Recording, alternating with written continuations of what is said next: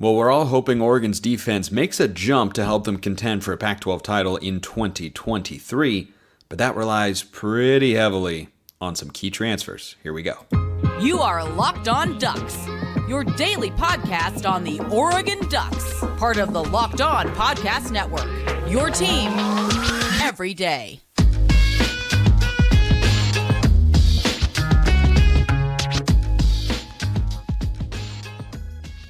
Yes, it is that time once again for Locked On Ducks. I'm your host, Spencer McLaughlin. Thank you so much for making this your first listen or your first view of the day. Part of the Locked On Podcast Network, your team every day, and your number one source to stay up to date with the Ducks. If you have not already, please like, comment, subscribe, rate, review wherever you listen to or watch this show. My goal is to get to 3,000 on YouTube by the time the season starts. We are here on July 19th. The season starts on September 2nd.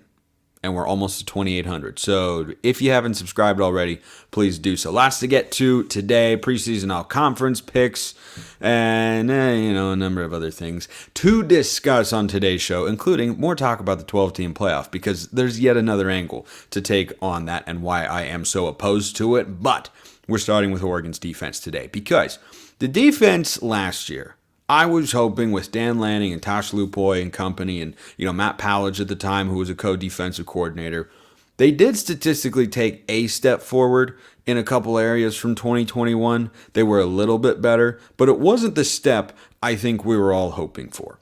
So now we've had an offseason in which Oregon has dramatically overhauled its roster, in which they've brought in a number of key players at key positions to make the defense better. And if the defense is going to be, let's say, top 3 or 4 in the Pac-12 this year in metrics like yards per game and points per game, and if they're going to take a big step forward in third down defense, in which they were worse than 120th, if memory serves, a season ago, there were only about 130 some odd FBS college football teams. Not a good number for the Ducks. We all remember the Washington game. We remember the Oregon State game. We remember, frankly, the Washington State game. Defense did not have its best day. Maybe didn't have its worst day, but didn't have its best day either. Mace Funa did have the game-sealing interception in that one, though. Good old pick six. Anyway, so if Oregon's defense is going to shine this year, it's going to rely on a number of key transfers. Now, there are a lot of guys that you could put into this conversation. By all means, drop your thoughts in the YouTube comments below if you think I'm leaving anybody out. But if Oregon's defense is going to make that sort of step, if it's going to be not just a capable unit or capable of holding its own, being good enough, if it's going to be a plus unit, if it's going to have more performances like they did against Utah last year, in which they won Oregon the game with their dominant performance, then they are going to need several guys to keys up, or several key guys to step up who transferred in. The first guy that I look at is Jordan Burch, who comes in on the defensive line. DJ Johnson gone, off to the NFL. Third-round draft pick by the Los Angeles Chargers. Was much higher than I was expecting him to get drafted. But hey, DJ, my man, if you're listening or watching, go be great. That was Oregon's leading sack guy from a season ago. And Jordan Burch comes in, who was a 5-star recruit coming out of high school, grades as a 4-star transfer according to 24/7 Sports, and is coming into a position group that returns some experience, returns some production, and has a new influx of talent, most notably him. And he has to be, I don't know about dominant, but he has to be a well above average player. He has to be an all-conference caliber player for the Ducks if their defense is going to be as good as it can possibly be this season. Because one of their big issues last year as to why they couldn't get off the field on third down was in order to create pressure, they had to blitz. They had to bring extra guys out of the coverage concepts because they weren't able to get pressure with 4 consistently enough. Jordan Burch, in theory, is the sort of guy who, when aided by guys like Brandon Dorlus and Mace Funa and Casey Rogers, can help generate more pressures. He did so very well a year ago as a member of the South Carolina Gamecocks.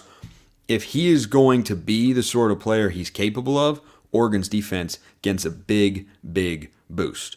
And they couldn't get off the field on third down because quarterbacks had too much time to throw the ball. And they weren't always great defending the pass because quarterbacks had too much time to throw the football. So I think that he is one to watch for. Now, another transfer that I'm highlighting is, a guy we need to stand out and play really, really well. I went back and forth on which of the two new safeties to choose. They both matter. Evan Williams from Fresno State, Tysheem Johnson from Ole Miss. But I'm leaning Evan Williams here. And I lean towards Evan Williams as the transfer who most needs to stand out for Oregon to thrive in 2023 on the defensive side of the ball.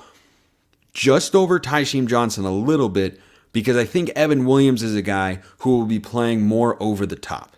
And I like Brian Addison. He did a lot of great things last year. He graded well on PFF. He made impact plays. He's an explosive athlete. He's an experienced player. Second year in the system of, Tosh Lupoy, Dan Lanning, and Demetrius Smart, and all those sorts of guys. I think he can only get better.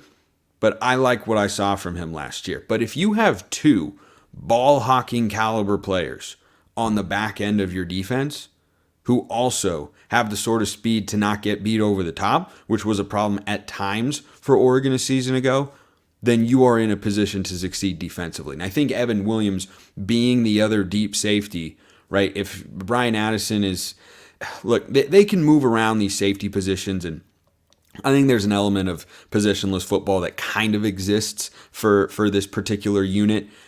I think that when you look at what's going to play out the most often, I think in a 4-2-5, which is what Oregon's running, of course, that's our base defensive formation, the nickel safety will roam around. That'll be Tysheem Johnson.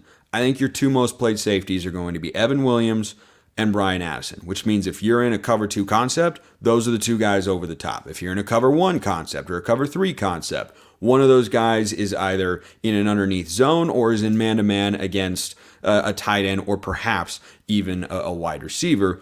And if you can give me two, not one, but two high-end playmakers or above-average playmakers on the back end who are roaming ball hawk type players the way that Brian Addison was a year ago, if you supplement him with another guy like that, think back to the last great Oregon defense, 2019, which was also a 4-2-5.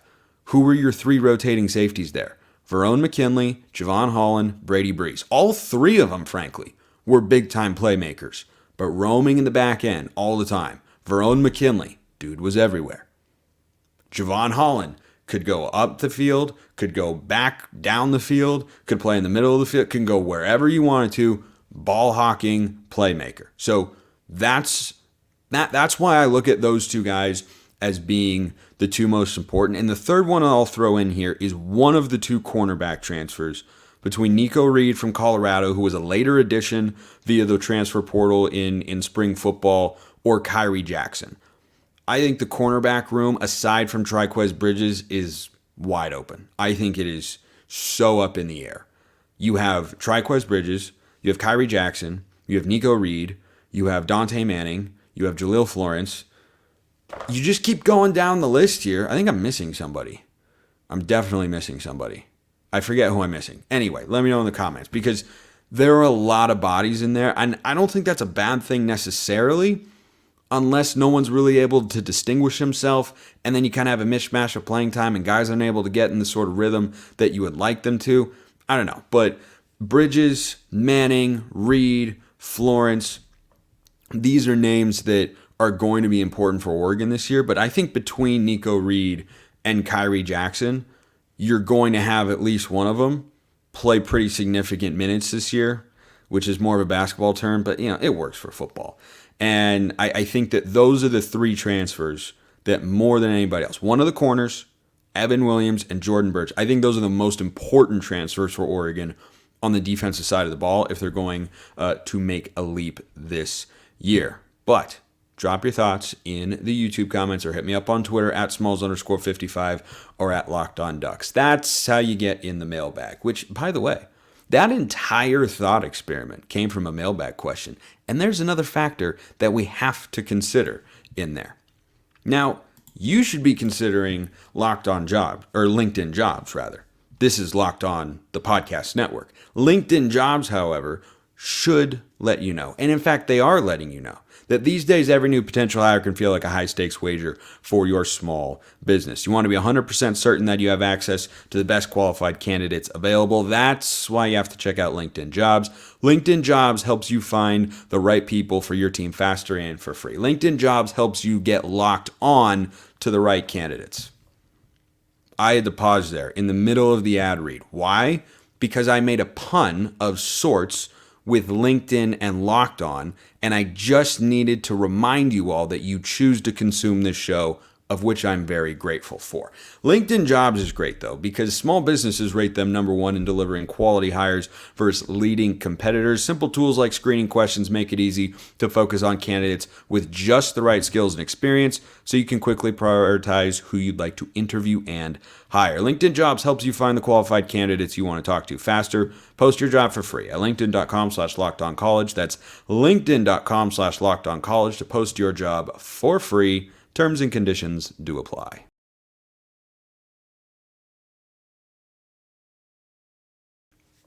All right, we've had our second segment sip. You know what that means. We're so ready to keep going. This was a mailbag question that came in from Nathaniel. He says, mailbag question: do the Ducks get it together on defense this year? What's the X factor in determining whether that happens? New players, Chris Hampton, the co-defensive coordinator who comes over from Tulane, Tosh Lupoy, what goes into it? So, I laid out the transfers first because I feel like they are pretty essential and we'll have an idea of just how in sync Dan Lanning and Tosh Lupoy and the rest of the defensive staff are in year two, now that they've had an opportunity to put their players or players that they most desire into the defensive unit. And there are no excuses this year, by the way. I don't think there's, another season of, oh, well, once you bring your guys in or what.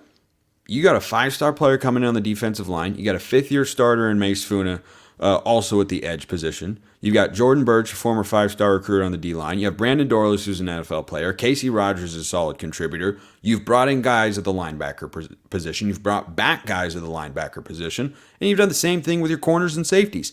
You have key returners. You have key newcomers. Everything is there to succeed. And hopefully that's what ends up playing out here. But you know what I wouldn't sleep on? And this is something we aren't going to be able to quantify, because when it comes to defensive play calling, or any kind of play calling, but particularly defensive play calling, we're not going to get anything from Dan Lanning. We're not going to hear. Last year there were rumors and speculation from people, even like Josh Pate, who said, yeah, during the Utah game, it looked like Dan Lanning was more involved calling plays after, the whole Washington debacle in which Michael Penix went for 400 yards inside Autzen Stadium in a crushing defeat. But we don't know.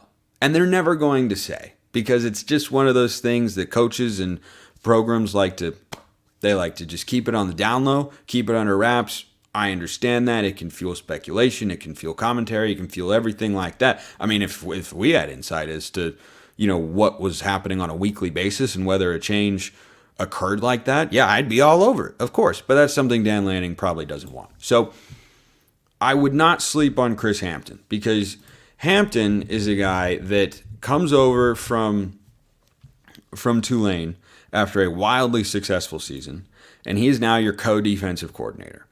And we will not, for the reasons I just alluded to, be able to quantify what the impact is, but it'll be hard to not give him some credit if he comes in as the co-DC and the defense takes a major step forward. Now, could you argue that he would have been working, or he will be working with better overall personnel than what the defense had in 2022? Yes, you absolutely can. But still, I wouldn't underestimate that factor of having a new voice in the room, an accomplished guy as a DC who, look, maybe he's a play caller, maybe he's not. I don't know. We're probably never going to find out. But I wouldn't overlook that factor to be sure. One Duck is getting overlooked, though. Let's start with the two who are not. So the Pac-12 Media Day is this Friday. If you want coverage about the media deal and whatnot, go check out Locked On Pac-12. I talk about that at length, shall we say. The Ducks have got 2 preseason first-team all Pac-12 selections. Utah led the way with 6, by the way. That's kind of the gold standard, so to speak, for this particular list, which are very popular in the summer months because, hey, it's summer, and this stuff is kind of interesting, and it's kind of fun. And Oregon's got Bucky Irving on the first team and Brandon Dorlus on the first team. I think both of those are worthy additions. I also feel that Troy Franklin being all Pac-12 honorable mention preseason is reflective of 2 things. Number one, I think that's a bit of a snub, but putting a chip on Troy Franklin's shoulder, I don't think that could spell anything but good news for the Ducks. I don't know how much he's paying attention to it, but I'm just saying, there's only upside there. But the second thing is I think it's more reflective of the philosophy that Oregon has offensively and how much they involve the running game. So the other three receivers were Dorian Singer, Roma Dunze, and Jalen McMillan, and Jacob Cowing. Those were the four that were ahead of him, right? So the first team was Roma Dunze from Washington and Dorian Singer from Arizona, or from USC, formerly of Arizona. He led the conference in receiving yards a season ago. And then the second team is Jalen McMillan from Washington, Jacob Cowing from Arizona. All of those teams throw the ball a lot more than Oregon does. So Troy Franklin was Oregon's number one receiver last year, pretty clearly. He's going to be again this year. And yet, because of Oregon's depth and because of the way they run the football, I have my doubts as to whether he'll be Oregon's first 1,000-yard receiver since 2018. He's capable of it. He's talented enough. But Oregon would have to be throwing the ball a lot. And we saw a year ago, when our offense is at our best, we are run first, but also don't be resistant to the pass and also take shots down the field in an evolving philosophy from what we saw in 2021. But Oregon, make no mistake, at its best, was wearing teams down, was running the football. We have an assortment of really, really talented running backs. We had a great offensive line last year. And look, maybe Will Stein wants to throw the ball a little bit more. Maybe Troy Franklin can get to 1,000 yards this season. But I think that for the Ducks, the reason that Franklin, a guy who is probably a first or second round NFL pick come the 2024 NFL draft, the reason he's not a preseason all-conference selection, he's on in the honorable mention team, but he's not on the first or second team, I think is because of the stats he put up a year ago and the stats he could put up this season. So I think it's a little bit of an oversight. I would have put him on there over Cowing by just a little bit, or McMillan, frankly. Both of whom I think are tremendously talented players, don't get me wrong. They absolutely are. But I think that was a little bit of an oversight there, but I also understand why I think it's the statistical component. So let's keep going through the mailbag. We got lots to get to today. We might be running long on today's show. We got a food segment to get to later. You know how much I love those. Lately, we've been talking about tortillas. I've talked about game day spreads, game day meals, traditions, everything. We got everything coming your way. All right. This question from Mike. Again, Twitter, YouTube comments. Easy. Get a question answered here on the show. Always. Hi, Spence. We all love to talk about stats and rankings and blue chip recruits, but what about team chemistry, buy into the coaching staff, the correct offense and defensive strategy, and injuries have as much an impact on any as all the analytics? We saw that with Utah in 2021, Ohio State in 2014, and Clemson in 2018, and other teams that have these unique intangibles. Something to consider. Keep up the great work. We love to hear your strong takes daily. Well, I appreciate you, Mike, very, very much so. And if you're an everydayer out there, I very much appreciate you. I appreciate all of you out there, but the everydayers, guys are legends. Or girls, anybody who's watching out there, I appreciate you. So I do think Ohio State in 2014 is a little bit different. I don't think they're directly comparable per se, because Ohio State's always kind of been in the national championship, conference championship picture year in and year out. And they were able to win a natty against us, of course, tragically, with a third-string quarterback who ended up being really, really good. I don't know that there are a lot of college football teams in the history of the sport that can win a national championship with a third-string quarterback. That's pretty darn unique. So I think they stand out from the other two, right? Utah had just a really good, well-rounded team. Cam Rising was a good quarterback. They weren't winning the Pac-12 with a third stringer. Clemson in 2018 had this guy. He had beautiful, long, flowy, luscious golden hair, and he was taken by the Jacksonville Jaguars, and then Urban Meyer was his coach for like an hour and a half, and then they put an actual coach in there, and he's really good. His name's Trevor Lawrence. He's quite good. So I don't know that all those teams are directly comparable, but you touched on something that I think is important to bring up. So we talk about recruiting, right? Brian Smith is coming on tomorrow's show. Make sure you tune in. He always has fantastic insight. We'll be talking all recruiting as usual. But when we talk about recruiting and putting together a roster and putting together a team, college football is very much done now in the portal era on a season-by-season basis. But the cultural elements that have permeated throughout the best college football programs over the last several decades still exist at some level. They might not be quite as essential, right? I think you could see more flashes in the pan with the transfer portal, but you still have to build something. You still have to have a culture, and there's another thing you have to have too. As a head coach, particularly for Dan Lanning, you do have to have experience because you're going to make mistakes and you're going to get better as a coach. Do we think that Mario Cristobal in year 4 was the same coach that he was in 2018? Because Oregon was a better team. Same guy. He's still recruiting at a really high level. But they won a Rose Bowl and a Pac-12 championship in year 2, not in year 1. And it's why these one-year turnarounds that you see sometimes are so exceptionally difficult and tough to really do. And it's why only really great coaches can do them. Most things take time. Here's a great thought exercise for, putting this in the context of Dan Lanning and building culture and having enough experience as a coach. Can you tell me off the top of your head when Dabo Swinney was hired as the head coach at the University of Clemson? Can you tell me off the top of your head when Kirby Smart was hired as the head football coach at the University of Georgia? The answers are Dabo was hired in 2009. He won his first national championship in 2016. Kirby was hired in 2015. He didn't win the whole shebang until 2021. He got there in 2018. They came up just short. But the point that I'm making is that it's a pressure cooker, microwave kind of world.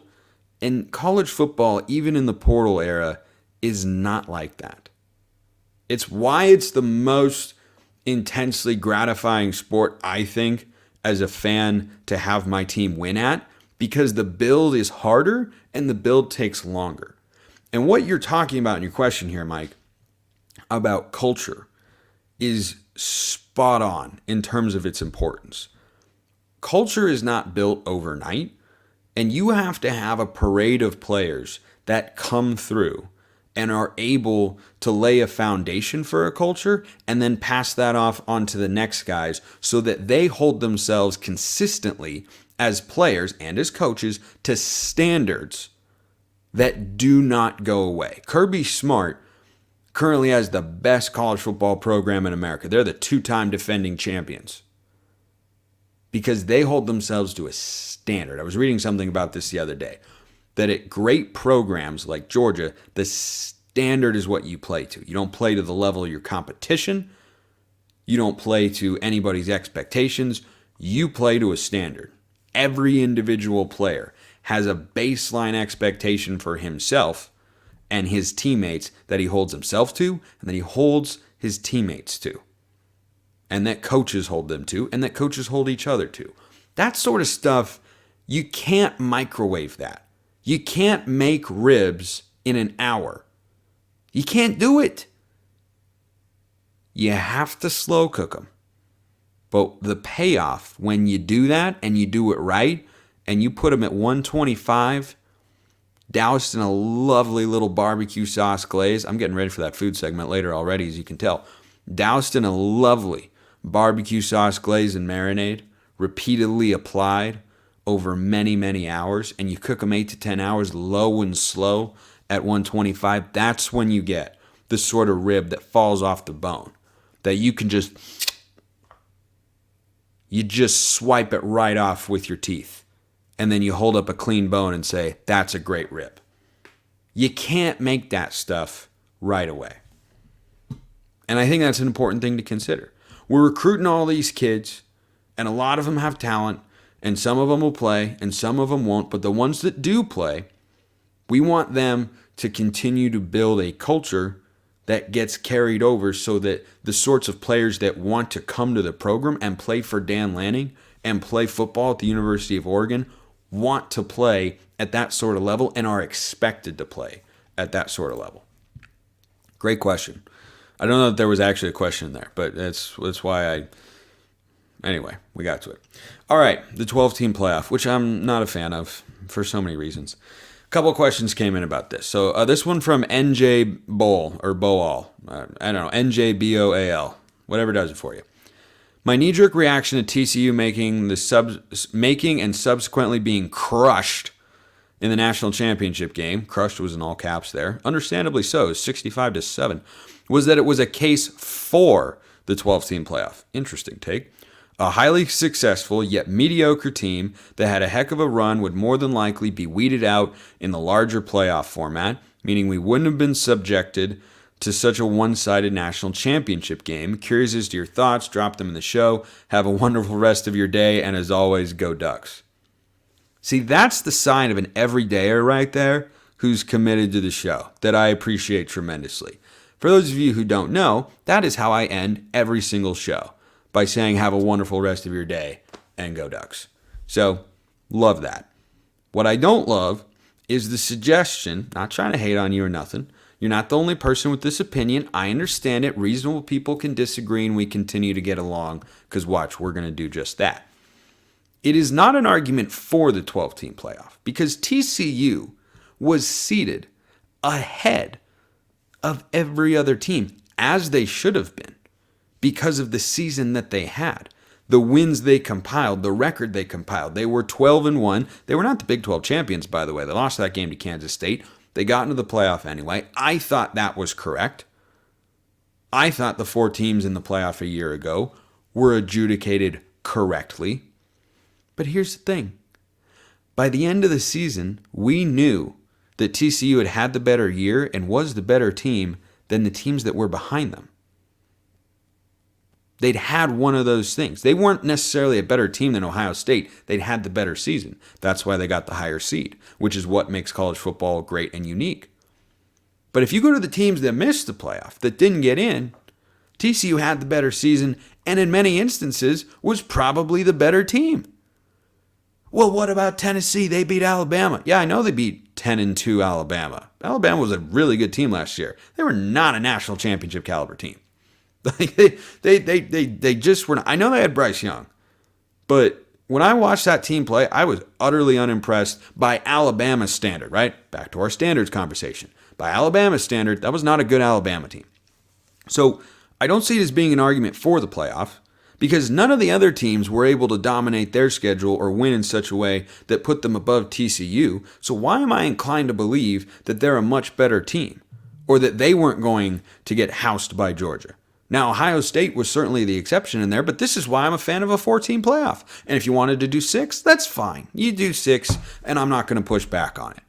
But by the end of every season, you have a set of teams who have distinguished themselves at the top as the best teams in the country, and we know that. And the teams that can't get there, the gap is pretty significant. Now, TCU had an aberration of a magical season. They caught lightning in a bottle. Their win total this year is 7.5. Okay, Georgia's is like 11.5. Bama's is around 10, 10.5, somewhere around there. Tennessee, 9.5, 10, somewhere. TCU is 7.5. Okay, they won a bunch of one-score games. They came from behind all the time. They had a wonderful, magical season. And they earned the right to be in the national championship game. But if TCU, a team that had a great year and was a great football team, wasn't able to compete with Georgia on that day, why would the number 7 team be able to? I don't even know who the number 7 team was. I think it was like going into the conference championship week, it was like USC or Utah. USC that could, let's just take USC, which up until the Pac-12 championship game was in the playoff. Let's say they beat Utah and USC plays Georgia. What happens in that game? Georgia by 30? Georgia by 40? Because USC's defense was not stopping a nosebleed all season long. That wasn't going to change when they suddenly played Georgia. So the other thing, and my foundational opposition to the 12-team playoff, is it lessens the value of the regular season. That is undeniable. You cannot increase the value of something by increasing the supply. That is basic economics. So if you have more playoff teams, the regular season games become less important because losses matter less. And that's why I think it sucks. And it's terrible, and I don't like it, but it is what it is. Another one, this is from Mike about the playoff. Yo, Spence, great takes today on the extended playoff. My man. I agree with you that we don't need extended playoffs. Question, aren't the conference championships de facto first-round playoff games? Winning, you're in the Final Four. Losing, you're off to a New Year's Bowl game as a consolation and still have a nice end of your season. Keep up the work and let's go Ducks. Yes, correct. Something that is postseason technically, but exists within the structure outside of the college football playoff, serves as a de facto playoff game. Ohio State and Michigan, the last couple of years, has served as a de facto elimination game. Ohio State got some help this past year. They did not the prior season when Michigan beat them. And so they went to the Rose Bowl game and played Utah. You can't replicate that in any other sport. It does not exist. There is no other sport, don't give me the NFL, where one loss means as much to your team as it does in college football. There's not a single other sport. The best teams in the NFL can lose 3 and 4 times and not just make the playoffs, be a number 1 seed. What's always made college football great is, aside from 2007 LSU and what was literally the craziest college football season in the history of the sport, you're not going to have a 2-loss team win a national championship. That's what makes it so great. That's what makes the payoff. God willing, the Ducks get there one day and get over that hump. That's what's going to make it even more satisfying than the other sports. But the New York Giants once upon a time won the Super Bowl. They went 9-7 in the regular season. That makes me sick to my stomach thinking about that. I'm sorry to all the Giants fans out there. I know several of them. But the thought of that sort of style entering college football, where a 3-loss team gets into the playoff and losses don't derail your season or don't put you on the brink of not being able to get into the playoff, I hate that. It's ridiculous. And it will in many cases, nullify what would otherwise be great conference championship games. Because USC a year ago, playing in the conference championship game, guess what? If they'd lost in a 12-team playoff, they still get into the playoff. Is that fun? Is that good for us as college football fans? No, my argument is absolutely not. All right, let's wrap up with this. This question from Bud, who's curious as to my obsession with food. I love food. I also love Food Network. Fun fact, I've watched Food Network since I was like 9 years old. I watch it all the time. It's great content. Anyway, this from Bud. What are your top 3 Food Network shows, and what is your specialty dish that you cook which brings joy to your guests, similar to a Rose Bowl win? That's a high bar right there, because winning the Rose Bowl, the granddaddy of them all, is magnificent. So, top 3 Food Network shows in order. One of them isn't on anymore, which is understandable. Coming in at number 3 is the next Food Network star. That's not on anymore because they did that for many years, but then they had so many stars, they needed to actually, get them acclimated to the network, so they couldn't do that. But I used to watch that with my mom all the time. That was one of the things that my mom and I did together, just the two of us. We never missed an episode of that show. And that was not like, oh yeah, let's sit down and watch, it's fun. No, we were locked in, or locked on, you might say. Gosh, I'm the worst. We were locked on to I'm terrible. We were absolutely dialed into every episode of that show, and we were that was one of our things. And then they took that away, and I still hate that. But I understand why, but I hate that. Okay. Tough here to separate a top 2 of best Food Network shows. Number 2, Triple D. Number 2 is Triple D. I went back and forth because I love Triple D, and it's probably the show I actually watch the most because it's on the most often. Every Friday and Saturday, it's just running basically all day on Food Network, so I watch it all the time. But I have Triple D number 2 and Chopped is number 1. Dude, Chopped is just riveting television. I love Triple D, Diners, Drive-Ins, and Dives. I love seeing that food. It makes me hungry right away. I can watch that show for hours at a time. I've done so on many occasions. But Chopped is just riveting television. And thinking about what you would do if you were given one of those baskets is tough. It's tough. As for a specialty dish, I think for dessert, my go-to that I've made several times over the years that's always been a crowd pleaser, chocolate mousse cups. Chocolate mousse, little whipped cream, stick an Oreo on top. Chef's kiss. That's really good. For an entree, though, I think one of my 2 favorite ones to make for a lot of people, fajitas, make mean fajitas, or there's this recipe that I've kind of tinkered with a little bit now. I just kind of eyeball over the years. That's basically lemon pasta, lemon spaghetti with chicken, right? It's Pretty easy to make, but really, really good. Easy to make in bulk. And when you make it with fresh lemon juice and fresh parsley to garnish on top and mix in, it is quite good. But I like cooking a lot of stuff. Another one that's good. Take a filet mignon and then make some blue cheese garlic butter to melt on top of that. And if you get that cooked correctly, I tell you what, that with some mashed potatoes, roasted vegetables, I'm hungry already, and I already ate dinner.